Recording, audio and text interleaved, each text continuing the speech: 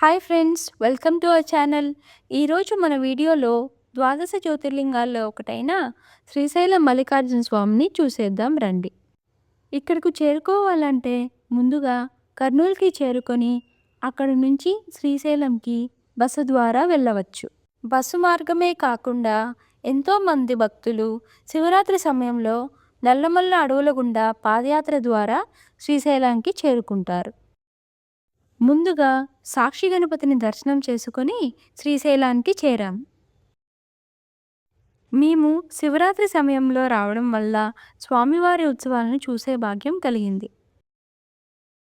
ఈ వీడియో ద్వారా మీరు కూడా స్వామివారిని దర్శించుకోండి. అంగరంగ వైభవంగా విద్యుత్ దీపాలతో శ్రీశైల శిఖరమంతా దివ్య కాంతులతో వెలిగిపోతోంది. పార్వతీదేవి భ్రమరాంబికాదేవిగా, పరమేశ్వరుడు మల్లికార్జున స్వామిగా నెమలి వాహనంపై భక్తులకు దర్శనమిస్తున్నారు. కన్నుల పండుగ ఉన్న ఉత్సవాన్ని మనసారా వీక్షించండి. ఉత్సవమూర్తులను దర్శించుకున్నాక దర్శనానికి క్యూలైన్లో బయలుదేరాము. దాదాపు దర్శనం 3 నుంచి 4 గంటల సమయం పట్టింది. ఎందుకంటే ఏడాదికి ఒకసారి మాఘమాసంలో వచ్చే శివరాత్రికి శివమాల ధారులే కాకుండా భక్తులు నలువైపుల నుండి దర్శనానికి వస్తారు.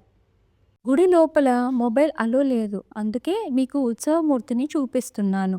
హరహర మహాదేవ శంభో శంకర అంటూ భక్తుల గొంతులతో శ్రీశైల శిఖరమంతా మారుమోగిపోతుంది. ఆదిదేవుడు శివాజ్ఞ లేనిదే చీమైనా కుట్టదట. చంద్రశేఖర పాహిమం. హరహర మహాదేవ శంభో శంకర. మీరు కూడా వీక్షించి ఆ శివుడి కృపకు పాత్రలు కండి.